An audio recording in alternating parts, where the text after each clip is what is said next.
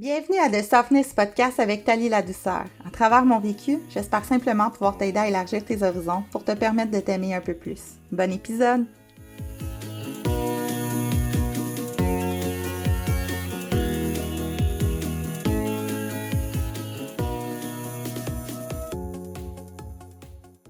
Salut tout le monde! Bienvenue au 7e épisode de The Softness Podcast avec Thalie la douceur. J'espère que vous allez bien. Je suis excessivement excitée de vous parler du sujet d'aujourd'hui, donc je vais commencer directement. Je ne sais pas si vous avez déjà entendu parler de ça dans la vie, de la visualisation. Moi, la première fois que j'ai entendu parler de ça, c'était avec le livre Le Secret en genre 2000 quelque. C'était au début des années 2000, il me semble que c'est sorti. J'ai pas fait mes recherches. Sorry. Mais c'était sorti, puis j'avais entendu parler de ça, puis je trouvais ça donc bien niaiseux. OK? Je trouvais ça vraiment niaiseux, puis j'étais comme, oh my god, c'est du lavage de cerveau, cette histoire-là. Ça n'a pas de bon sens. Comment est-ce que de pitcher dans le cosmos, dans l'univers, quelque chose va te le redonner? OK? Je ne comprenais absolument pas. Et je l'ai relu, en fait, plus tard. J'ai aussi réécouté le documentaire sur Netflix. Si jamais vous avez Netflix, je vous le suggère. Et j'ai fini par comprendre à quel point j'avais mal compris, OK? Puis à quel point aussi de me dire que j'avais le contrôle sur ce que je recevais, de me dire que ce qui est arrivé dans ma vie, c'était de ma faute, c'était trop gros, c'était trop... Je pouvais pas prendre ça. Non, ça marchait pas, OK? Ça peut pas être ma faute, voyons! Ça peut pas être ma faute. Donc, quand j'ai réécouté ce documentaire-là et que j'ai relu le livre, j'ai décidé d'aller faire plus de recherches et je me suis rendu compte que ça fait vraiment longtemps que la visualisation est mise en action, surtout au niveau des sports comme le hockey, le soccer et ces choses-là.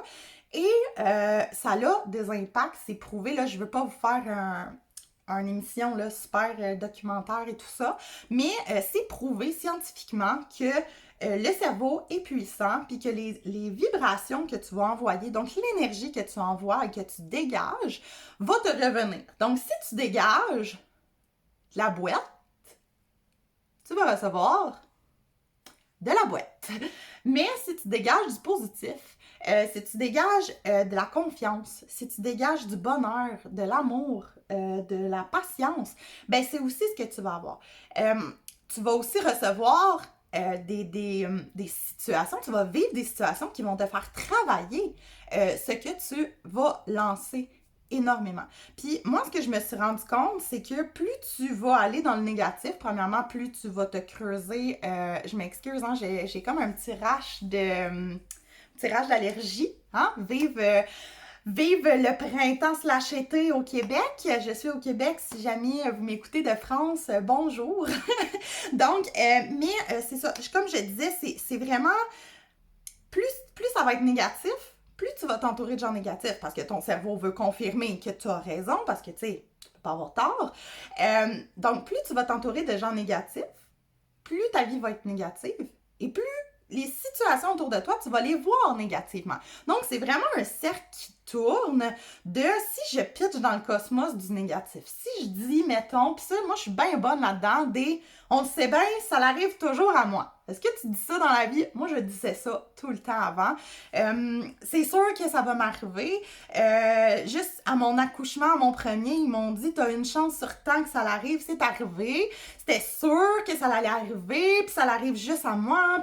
Mais c'est pas ça. C'est pas ça. Ça l'arrive juste à moi parce que je cours après ces situations-là. Parce que je pitche dans le cosmos, moi, il faut que ça m'arrive, ça. C'est à moi que ça l'arrive. C'est à moi, à moi, à moi.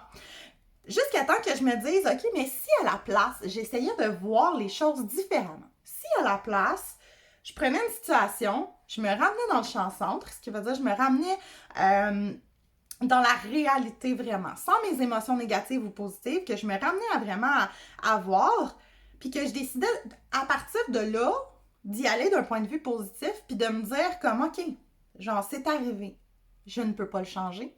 Qu'est-ce que je peux faire pour plus que ça réarrive? Ou qu'est-ce que je peux faire? Ou qu'est-ce que ça peut m'apprendre dans un futur proche ou qui va faire en sorte que je ne vais pas recréer cette situation-là parce que je suis convaincue, puis là, comme je vous dis, je ne suis pas un gourou ou quoi que ce soit, mais je suis convaincue à 300 000 à l'heure que les événements qu'on revit, parce que tu sais, souvent, on va vivre des émotions, on va vivre des situations, puis ils vont revenir.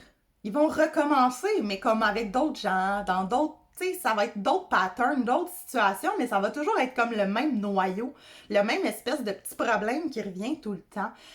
Ben, je t'annonce que tant aussi longtemps que tu vas pas le régler, ce problème-là va revenir.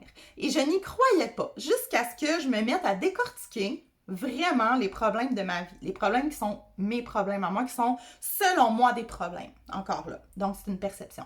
Mais je me suis mis à tout décortiquer puis à aller fouiller en dessous, OK? À le pourquoi, du comment, du où, du... On a fouillé avec ma thérapeute. Puis, pour me rendre compte que finalement, c'était souvent des peurs. Souvent la peur de l'abandon, la peur du rejet. Moi, je vis énormément dans la peur. Et ça avait un incidence sur toutes mes pensées. Sur toutes mes pensées. Donc, c'était excessivement difficile pour moi de faire une visualisation positive quand tout ce que j'avais en tête, c'était que j'étais de la merde, que je serais pas capable, que moi, que mon ego avait pris tellement de place, j'étais tellement dans une situation lourde pour moi dans ma tête que j'étais incapable de voir positif, de penser positif, puis de me dire, ben voyons, comme t'es capable, là, on se calme, ça va bien aller, t'es une bonne personne, puis tu fais ça pour les bonnes raisons. Donc, c'est important de voir positif pour visualiser, parce que si tu visualises, mais que tu pitches dans l'univers quand même des vibes négatives, mais que tu visualises tout le temps la même chose, ce qui va arriver, c'est que oui, ça va arriver. Oui, ton objectif, ce que tu visualises va arriver, peut-être pas de la bonne façon par contre. Peut-être pas de la bonne façon. Et ça m'amène à vous conter une petite anecdote. J'avais mis sur mon dream board, un dream board, en fait, c'est un gros, moi, en fait, je fais un gros carton et je mets vraiment mes objectifs, mes rêves, ce que je veux améliorer au courant de l'année et tout ça pour le voir constamment. Donc, c'est comme un panneau de visualisation, si on veut. Et j'avais mis d'aller voir les chutes Niagara en famille. Ce qui est arrivé, c'est que ça relevait du chute Niagara, mais ce n'était pas les chutes Niagara, OK? C'était pas mal moins plaisant. En fait, on a eu une chute Niagara dans mon sous-sol par ma toilette du milieu. Fait il faut faire attention et être très précis aussi à ce qu'on demande. Puis là, je vous dis pas, ah, c'est de la magie, tu vas voir, blablabla. Je sais qu'il y a plein de gens qui me disent, ah, mais moi, j'ai un chèque de 1 million de dollars sur mon frigidaire. Puis là, je fais un petit cul à mon père parce que je sais qu'il y a ça. Mais je fais, tu sais, même si tu le demandes, si tu ne mets pas les actions en marche pour aller vers ce que tu visualises, ben ça tombera pas du ciel. Je veux dire, l'univers ne va pas te créer un chèque à ton nom pour rien. Tu vas pas recevoir ça dans le poste, tu comprends? Il faut que tu prennes action vers ce que tu visualises. Par exemple, moi, je visualise plus de dettes, OK? Donc, je fais des actions conséquentes.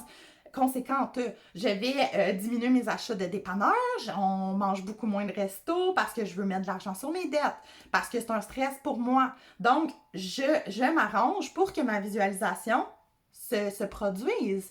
Pas que je me lève un matin puis que j'ai un oncle du Guatemala qui est décédé puis que j'ai hérité, là, tu comprends? Ça fonctionne pas comme ça. Peut-être qu'il y a certaines personnes qui sont vraiment chanceuses que c'est ce qui va leur arriver, mais encore là,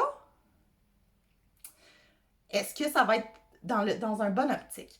Moi, ce que j'ai découvert, c'est que plus ta visualisation va apporter aux autres, plus ta visualisation va être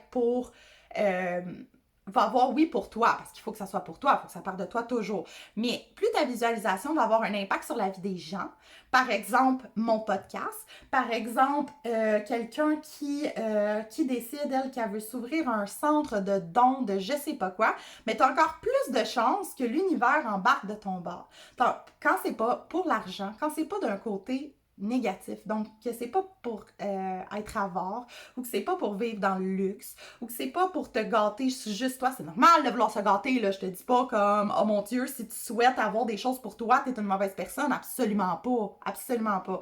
Par contre, si tout ce que tu fais est dans le but de te satisfaire toi uniquement, donc que ça ne va jamais redonner, que ça va pas, exemple, aider des employés, ou que ça va pas t'apporter quelque chose. Puis là, je te parle pas de « je veux m'acheter une piscine », là, tu comprends? Là, je te parle d'un projet de vie, je te parle de quelque chose de plus gros que soi.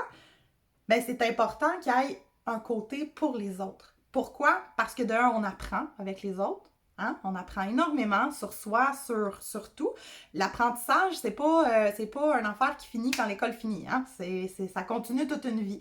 Donc, on apprend énormément des autres et en redonnant aux autres aussi, on va chercher un certain sentiment d'accomplissement, une certaine reconnaissance aussi qui est très, très, très importante au niveau de la gratitude, de ce que tu vas relancer, de te contenter de ce que tu as, dans le sens où tout ce que tu as, ben, t'en es heureux. Tu comprends que tu as une chance de l'avoir. Tu comprends qu'il y a des gens là, qui n'ont même pas ça, un calendrier à leur mur. Tu comprends?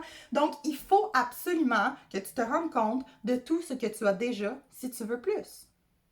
C'est pas plus compliqué que ça.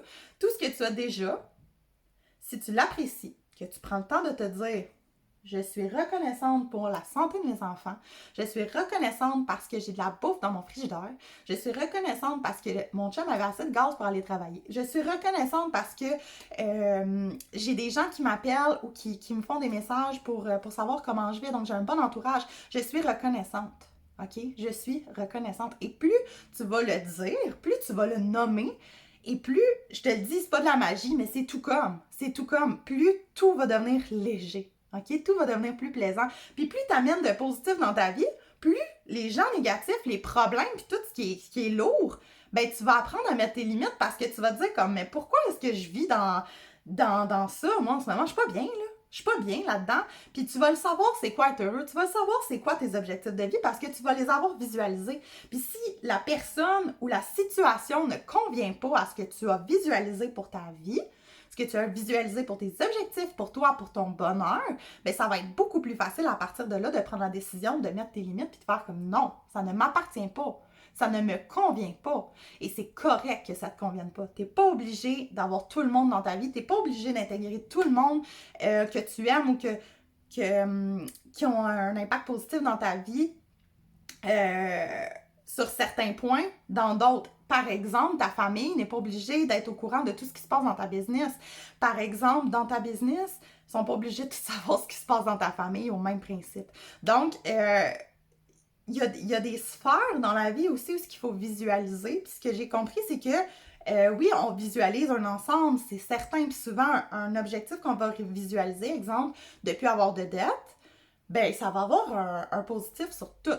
On s'entend. Si j'ai plus de dette, ben j'ai plus de sous à mettre pour des voyages, à mettre pour des activités avec mes enfants, avec mon chum. J'ai moins de stress, donc beaucoup plus de patience. Donc c'est comme une petite chose va en entraîner plusieurs autres, qui vont entraîner la reconnaissance, qui vont entraîner une autre chose positive. Et quand je te dis que tout n'est que cycle, ce n'est pas une blague. Tout n'est que cycle. Fait que si tu pars ton cycle avec de la boîte, tu vas le finir avec de la boîte. Mais tu peux partir ton cycle avec de la boîte, te rendre compte que, finalement, c'est pas ce que je veux, puis le finir avec de l'eau. Ben clair, tu comprends? Fait que, honnêtement, moi, de visualiser puis de me dire, moi, dans la vie, ce que je veux, c'est ça. C'est ça. Est-ce que c'est ce que la société voudrait que j'aille? Non, m'en fous. M'en fous de ce que la société veut. Je m'en fous de si ça plaît aux gens, si c'est correct pour les gens, si c'est correct pour moi. À partir de là, c'est moi qui vis dans ma maison. Il faut que ça soit bien pour moi, mon chum, mes enfants. À partir de là, le reste, ça n'a plus d'impact. Donc, moi, j'ai le goût de te dire, vois-toi dans 2, 5, 10 ans. Si t'es comme moi que tu fais de l'anxiété, commence à 2 parce que 5 ans, c'est loin, OK? 5 ans, c'est loin, un jour à la fois. Mais regarde-toi, puis donne-toi le droit de rêver, là. Tu sais, dis-toi pas, ah ouais, mais ça, c'est impossible. Il n'y a rien d'impossible, c'est dans ta tête, OK? Il n'y a rien d'impossible, puis ça, pour de vrai, en grandissant puis en parlant avec les gens, je me suis juste rendu compte à quel point l'impossible, c'est nous qui se le fixe dans notre tête et qu'il n'y a rien, absolument rien d'impossible. Donc, arrête-moi ça tout de suite. Si tu penses que c'est impossible, je t'annonce que c'est faux. Tout est possible, il faut juste le vouloir. Puis à partir de là, tout va se mettre à changer positivement dans ta vie. À la prochaine, guys! Bye!